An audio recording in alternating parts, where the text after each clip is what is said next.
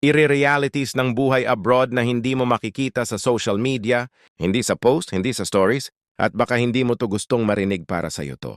Number 1, hindi lahat ng OFW umaangat, yung iba surviving lang, gigising, magtatrabaho, magpapadala, repeat, walang ipon, walang pahinga, just trying to get through another day. Reality number 2, money doesn't fix everything. Yes, may dollar, may padala, pero may mga bagay na hindi nito kayang bilhin yung presence mo, yung oras mo, yung pagkakataon na makasama sila. At kahit gaano kalaki ang kita mo, may kulang pa rin.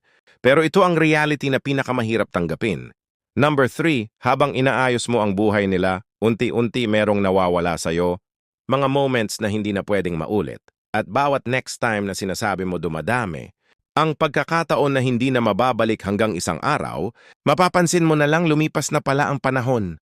Kasi ang buhay abroad hindi lang tungkol sa opportunity. It's about trade-offs. You gain something, you also lose something. At minsan habang binubuo mo ang buhay ng pamilya mo, may parte ng buhay mo na hindi mo na mabubuo ulit.